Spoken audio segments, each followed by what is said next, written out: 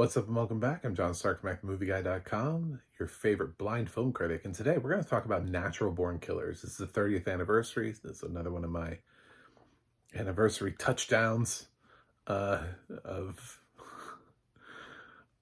just getting to talk about a film that maybe I like, maybe I didn't. Not all anniversaries are great ones. Uh, so I debated about whether or not to include this in spooky season. It's not really spooky. And also its tonality is odd. It's so I'd love to just separate this from spooky season and keep it on its own. So yeah, this is outside. Welcome. We have left spooky season, and we're I hope you got your scares. I hope that was worth it. So this is directed by Oliver Stone, based on a story by Quentin Tarantino. So you would think with those two powerhouses that this would be an amazing film. It's a very controversial film. It was controversial when it came out. It was one of those films that had people like talking about like, oh, we're glorifying violence. What about the kids? Copycats. I think there actually was like a copycat. I think somebody actually did do something similar to Natural Born Killers. Like they were inspired by Natural Born Killers. So uh, it's, is it worth all the hype though? Like, is this worth the hype? And so in 1994, I was still a kid. I didn't get to see this in 1994. I tried watching this at one point in my life and I didn't like it and I turned it off, which is something, it's just a hot take, by the way. If you happen to catch my American History X review, I had the same thing happen there. I didn't like it first time. I didn't even finish the film. I was just like, this is not my thing. I wasn't in a place for it. And the weird thing is like, it's not like I wasn't watching films with violence either. It's just the way that some films are shot. They're also sort of like dirty, and this one is heavily stylized. Oliver Stone likes to flash these like random images at you throughout the film. It's his directorial choice and his approach, but as far as like an Oliver Stone film, it's like not my favorite Oliver Stone film by any means. But the thing that kept me ever interested in this film was the fact that Woody Harrelson and Juliette Lewis have actually really interesting and compelling performances. And it's actually so does Rodney Dangerfield, who's in this. He's used really well as this abusive father. It just works really well for him. If there was ever a chance at him getting like an Oscar nomination, I would think it would have been for this performance, because it feels like he's doing something that is within his wheelhouse, certainly, as an insult comic, but also it's probably his most dramatic turn that he's done. So sort of a brilliant, inspired casting choice, I would say, for this time period. So there are reasons to watch this film if you ever get a chance to just sort of embrace it. But the violence is, the weird thing is it's not nearly as extreme nowadays. When we think about like Terrifier 3 being number one at the box office, it gets really hard to turn around at Natural Born Killers and be like, oh, you did a bad thing, maybe for like 1994, when a film like Terrifier 3 wouldn't even have gotten a theatrical release. It would have been like straight to video.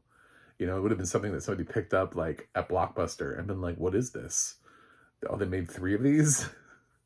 Let's be honest, it's true. Because it doesn't have any name actors to sell things. Even a film that was grotesquely violent from 1994, like In the Mouth of Madness with Sam Neill, had Sam Neill and John Carpenter as a director. So they had stuff to sell it off of. Terrifier didn't have that. These little indie distributors are based off of streaming services. It never would have made it in 1994. So yes, absolutely, it would have been a blockbuster movie on the shelf. Um, doesn't mean that it wouldn't have still had fans, but it would have been fans who had to go to Blockbuster to rent the franchise. Uh, However, Natural Born Killers, because it has movie stars and Oliver Stone, who has already delivered, Academy Award winning / nominated work prior to this, and Quentin Tarantino, who has, again, this is the same year he drops Pulp Fiction, so he's already dropped Reservoir Dogs on the world. He's a hot name that everybody is paying attention to, and will pay more attention to this same year as his second feature, Pulp Fiction, comes out. So, does Natural Born Killers work 30 years later? Oddly, yeah, it does. It doesn't mean I enjoyed it. It doesn't mean I like this film. But yeah, the thing about Natural Born Killers is that it's got a ton of violence in it, but it's not violence that you haven't seen at this point, especially if you're an adult. It's not like a film I would show to a kid. So I think that was the right choice for me to not see it as a kid, because it is oddly violent, and in your formative years, it's violence without a lot of reasoning behind it. Like, Woody Harrelson tries to come up with reasons. He's like, well, animals kill them, other animals all the time. Murder is just a natural thing, That's my Woody Harrelson voice. And while that's true, we're supposed to be different, and the film doesn't really tackle that, and it doesn't really have a good voice to combat him, because the film isn't really interested in challenging his opinion, which is actually why this film would still work today and is still important in an age when we have true crime everywhere.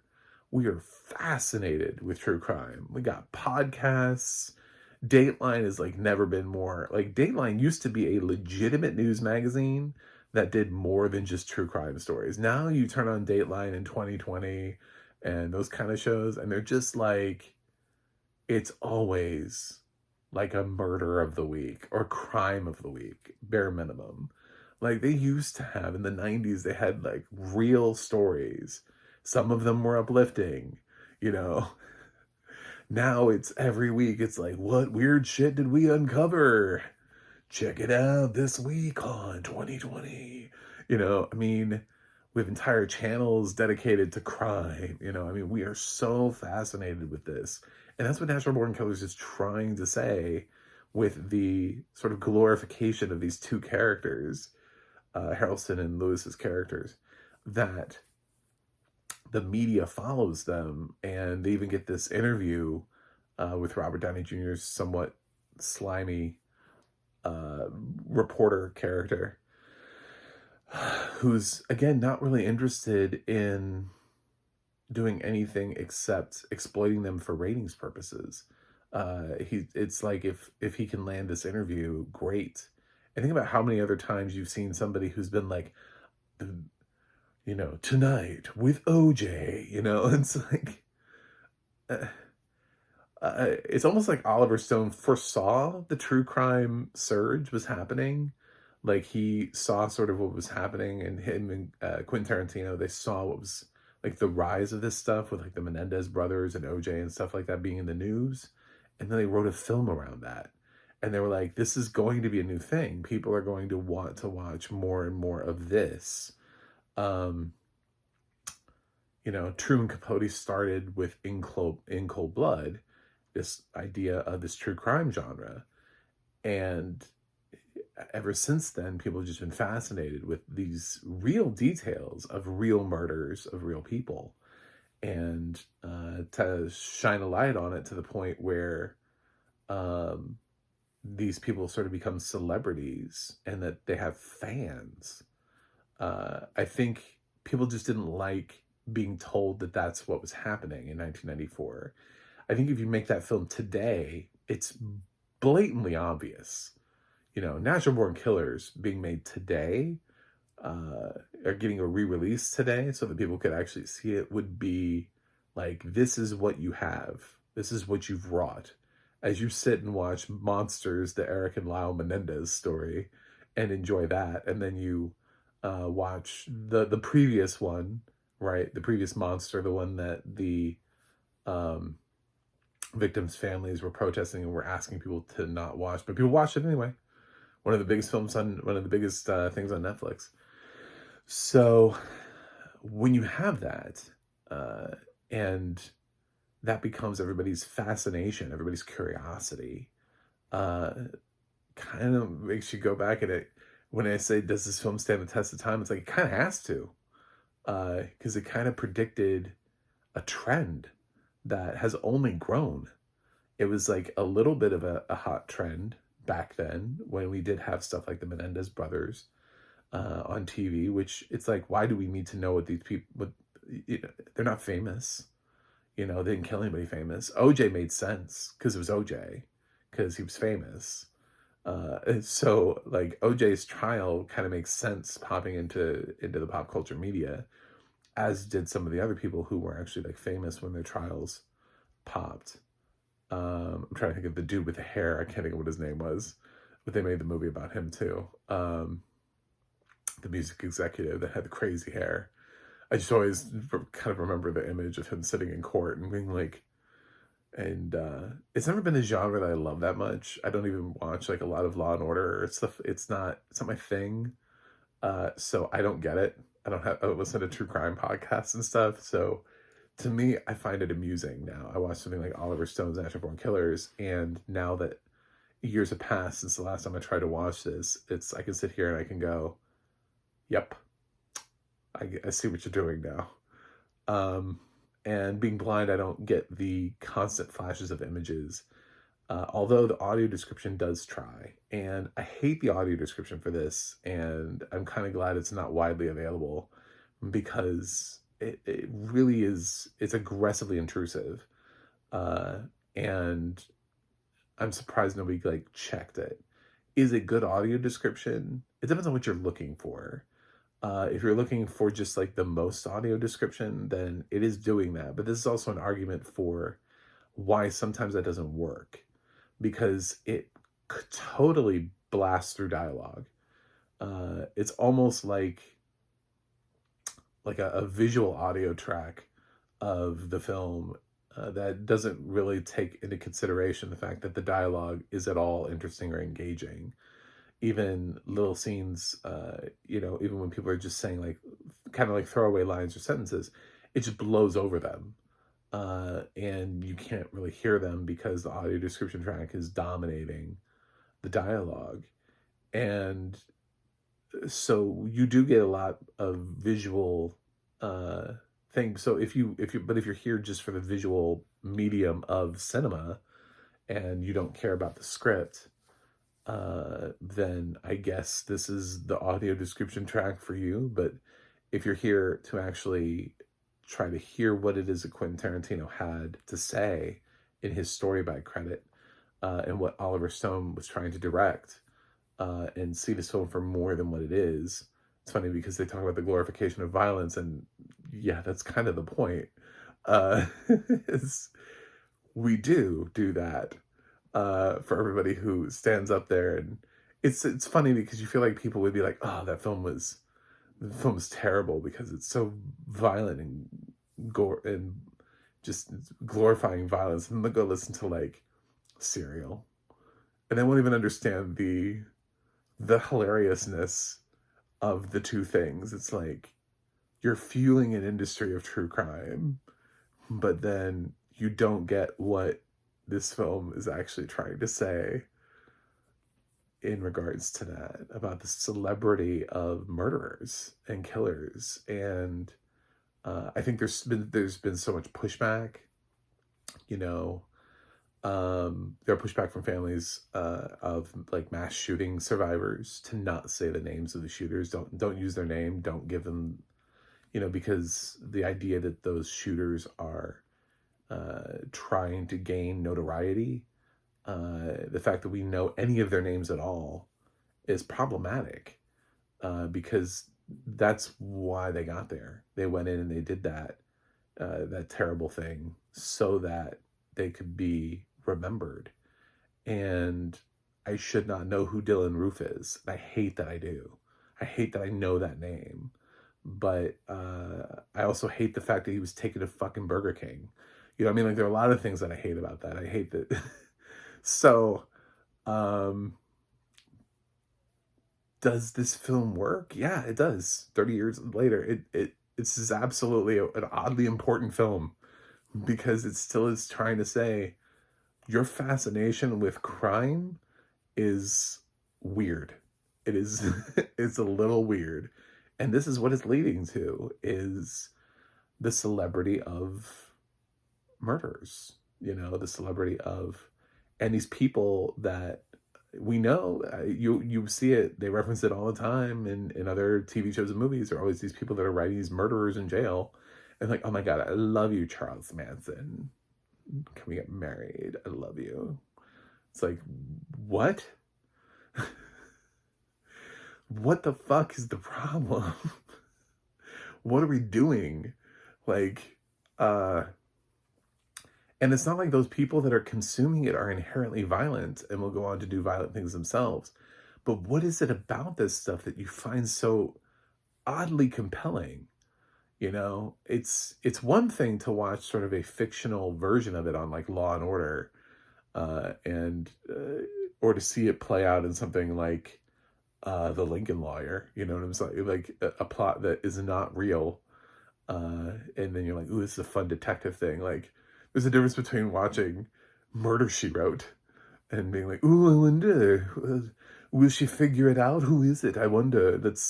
Let's see if we can get the killer before Jessica does.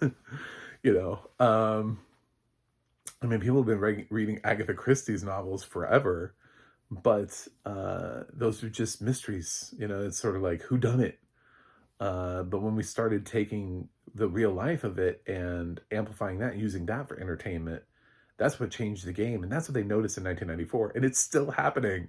It is everywhere. It is everywhere. I'm concurrently watching, like, in the same, like, almost the same exact time we dropped, Ryan Murphy has Monsters and American Sports Story at the same time about two real life killers. It's just like, that is his brand now, is to just be like, hey, I'm going to make shit about people who killed people. I'm actually going to make them seem oddly sympathetic too, to help with the glorification of their celebrity status. I'm going to try to be like, but did you see it from their perspective? Like, did you know this about them? Have you did you know that the man behind the murder, like, fuck you. Anyway, so the weird thing is I don't really like this movie, but at the same time I'm watching it and I'm just like, God damn, they nailed this. And it's not something you can fully appreciate in 1994, because in 1994 we didn't have podcasts and we didn't have like 24/7 channels that were based on nothing but true crime. But we have, in the last 30 years, it's like we totally ignored natural born killers. We protested it, told that it was shit, told people not to see it. We're like, oh, it's glorifying violence. And then we took what it was saying and ran with it. And they were like, you know what? That film has a point. What if we did turn it into entertainment? And for 30 years, we've been doing nothing but that. It would be like if you watched something like from the 80s that basically like predicted Fox News. And then you're like, that film was stupid back then. And then suddenly you're like, oh, wow, we do actually have politicized news now. Damn. Okay. Yeah. This film is... I don't even know how to grade it, because as a film, it's like I don't enjoy watching natural born killers, but at the same time, once you finally see it and understand what it is actually saying, what it is about, and the why they made it, the why of it all, it's very profound nowadays. So as much as I would love to give this film a lower grade, um, I don't need to see this film again ever. This is the difference between uh like I want to make a list of films. It's not I'm working on, I'm trying to, by the time I'm 50, I want to put out like a list of like my favorite films of all time. But it literally is like my favorite films of all time. It's not necessarily the best ones. There are films I never need to see again in my lifetime. There are films that like one and done, great film, never need to see it again. And I never need to see Natural Born Killers again. I'm not even sure it's a great film, but watching The Message 30 years later, it's really hard to ignore it. I'm gonna ding it a little bit because I'm pretty certain it's not a great film. So I'm gonna give Natural Born Killers an A minus. But I have to give them props for um, having something to say at a time when it was only the beginning of a problem. We weren't quite there. We were a little bit removed from In Cold Blood, and they started to see this entertainment usage of violence, and they wanted to say something. And so they said it, and then everybody was like, "No, this film is glorifying violence." And it's like, "Yes, but that's what they're trying to say you're doing." So, and then the other side just went and glorified violence. And now we have nothing but limited series and podcasts and Datelines and uh, ID. We have all these shows that are nothing but just true crime all the time. God, we have documentaries about murders I never even knew happened. It's like if somebody dies in in a way that can be possibly profited from, they're gonna make something about it, you know? So that's my thoughts on Natural Born Killers. You didn't think this was gonna be a profound review, but sometimes that film degree that I have. I don't know. It's weird, but I would definitely, it needs a new audio description track though. We have to find a happy balance between giving me like all the audio description in the world, but also realizing, hey, you know what? People are talking in this film. I don't know if you know that or not, but there are people. There's dialogue there. Are we? So anyway, thanks for watching. Thanks for subscribing, and I'll see you guys on the other side.